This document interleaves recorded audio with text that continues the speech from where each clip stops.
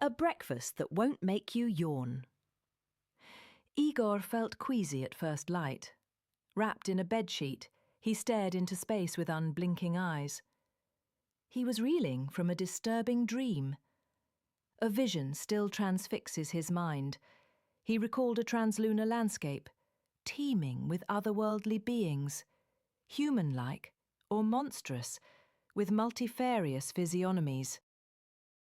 He turned on the tap and splashed water onto his leaden eyes. Feeling less numb, he brewed a cup of tea. The table he was sitting at was laden with the clutter of items, much like the shelves of a cupboard. Some sugar had spilled onto the table. A nibbled bun has been left out in the open. It has hardened overnight. The fizzy drink has gone flat. Igor opens a packet of dainty-looking treats. A ghastly phenomenon occurred. An empty packet drifted across the table. There was no draft to propel it. It soared through the windless atmosphere. Another bewildering event occurred shortly afterwards. A jug filled with treacly punch whistled from its spout. The hissing sound was like a hot pot on the stove. It rose shrill like a steam train's warning. The cork popped out of the neck. It bounced off the walls and flew straight into a pie. It was embedded like a dart hitting the bullseye of a dartboard. A third occurrence began. A box of cereal moved unexpectedly. An unnoticeable ghost seized it. He ripped the box cardboard to shreds. At that very moment, dishes on the tables shattered like brittle crockery. It was like a shock wave spreading. Igor was left aghast. The place was like under the stranglehold of a voodoo devil. A fourth spine-chilling scene unfolded. The stove's burner spat out flames as high as a blowtorch. The extractor fan above the hob switched on with a loud whir. The flames were sucked down. They vanished like a blown-out candle. Gas leaked. The faint whistle of the exhaust was blood-curdling. The gas wafted up the entire story. Igor pulled the sash wide open. The living room shutter only open halfway. The hinges were welded shut ajar by an occult force. Meanwhile, the curse recurred. In the laundry room, the washing machine drum began to spin at full speed. The porthole unlatched. Foam overflew. The lather built up like a tide. The spillage was unceasing. Igor became whey-faced at the sight of the suds rushing towards him like a snowslide. A curse befell the abode. Igor had no choice but to flee. He ran upstairs as the surge of spumy bubbles swallowed up the ground floor. The banister bent as though it were workable clay. It flaked like a molting animal. The bar wiggled like a snake. It coiled into hoops around Igor's chest, stifling his breathing. Igor is a sturdy man. He struggled free from the constriction. In the corridor, the doorknobs fell off like overripe fruit. They rolled like marbles. The fluffy mats did nothing to slow them down. Despite the floor being level, the knob moved in an unsteady way. It tumbled in the stair. Devoid of their opening device, doors were sealed. A hatch overhead led Igor to the attic. Dust veiled the items stored there, much like snowflakes after slight snowfall. Dust puffed up where a mousetrap snapped shut. No mice squealed. The eerie hush was suspenseful. Igor wove his way through the skylight. The dewy tiles outside were so slippery that he could hardly take a step further. Back inside, Igor tied a rope around the wooden beams in his waist, securing it like a baldric. He abseiled down warily, dreading what the curse might bring. The roof window swiveled as if driven by a ghost. The pane deflected a sunbeam towards Igor's eyes. The glare was hard to dodge. Its accuracy was that of a sharpshooter tracking a target. Igor roped down blindly. One of his shoes got caught in the eave channel. Once he was beneath the overhang, the dazzle disappeared. He scraped himself against the wall. The rough cast felt as prickly as brambles. The curse raged on, reshaping the wall's pargeting. Igor reached the yard ground. He walked limply, with the gait of a casualty. Blood dripped from the slits in his skin. A police car pulled up. The officer greeted Igor with a croaky voice. He had the iron-bound gaze of an intelligence agent. The police were called on Igor's landline, he explained. The call was made by an unreliable voice. The voice had an erratic pitch. It sounded like a glitch on an oscillating audio tape. This was in no way similar to Igor's own voice. They both came close to the entryway, cracking the door to catch a glimpse through a slim gap. There was no sign of the ghost, not even a hint. The kitchen was shipshape, as if a maid had made it spotless. The floor was spick and span.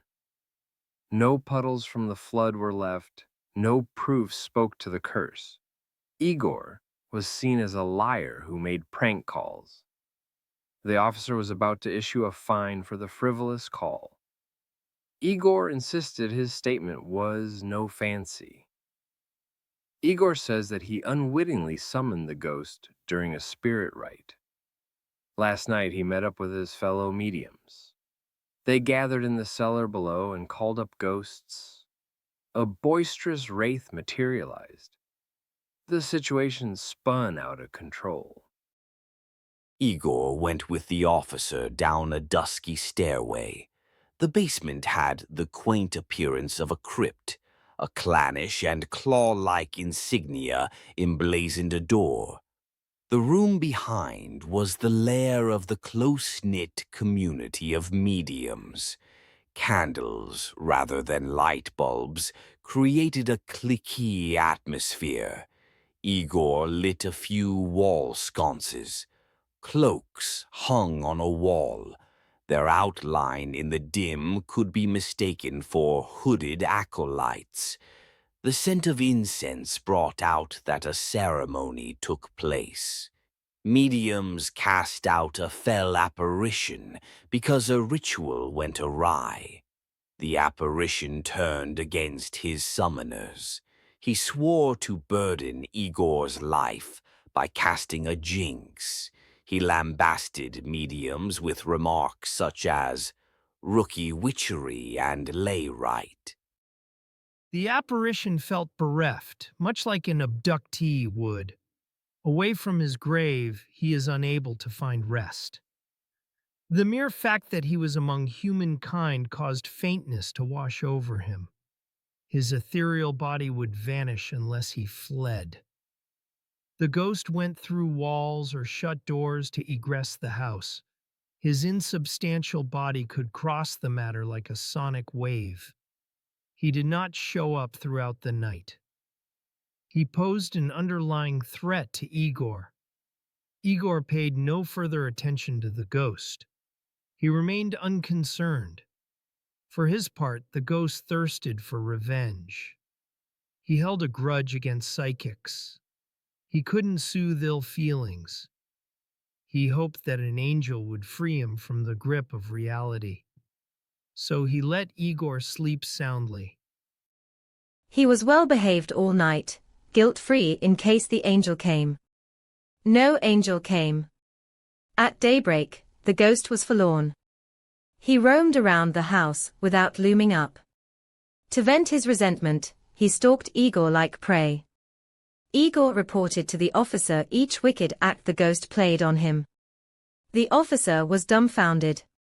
He took several shots of the spiritism room. Photos show a stool-like table that cap is broad and covered in runes. Sundial-like carvings adorn the table. The rim of the table is inscribed with long sentences. Lines featuring energy channels spread across the table. Igor concludes his testimony about the ghost. The officer headed off the place without any fleshy proof of the curse.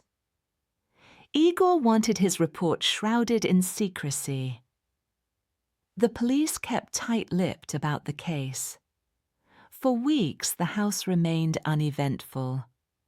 The ghost did not hinder Igor in his daily grind. He kept unseeable in the rayless nook of the house. He spied Igor nosily. He was not plotting a bad turn. He was well-meaning. Igor, meanwhile, intended to gather his mates for an upcoming ritual. The idea had barely crossed his mind when he heard a forbidding whisper from beyond the grave. The ghost emerged as back from the dead. His aim was to prevent the spirit rite from being arranged. The ghost crept up to Igor's ear. His grisly face shone with a crystal-clear and sallow hue. Igor was scared witless. Attempting to run away was pointless. The voice stalked him wherever he went, like an all-pervading sound. Igor was deadlocked. Even when he plugged his ears, the voice lingered. The ghost compelled Igor to do his bidding. Igor gave in to the ghost's whims. He was ordered to burn the array of spirit cloaks to a cinder. He lit the chimney using cloaks as kindling. Igor was asked to deface the inscriptions on the spirit table until they turned into meaningless and unreadable scrawling. Igor cross-hatched the symbols to hinder the table's purpose. The ghost reigned in his anger, pleased that Igor was listening slavishly. He promised to show leniency if Igor was obedient. He said he aimed to return to the afterlife.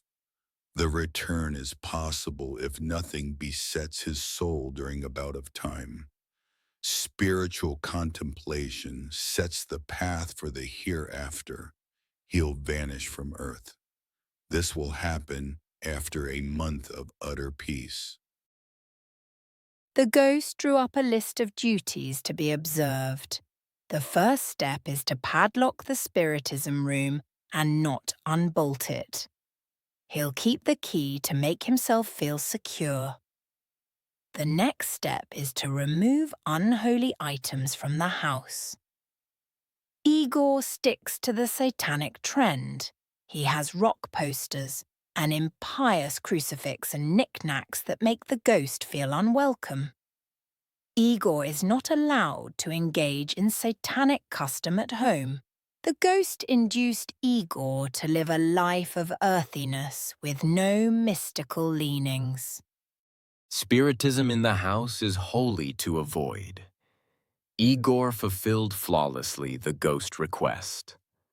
The ghost returned to the afterworld. Igor no longer underwent the curse. He flips a fortune teller deck. The cards bode well for him.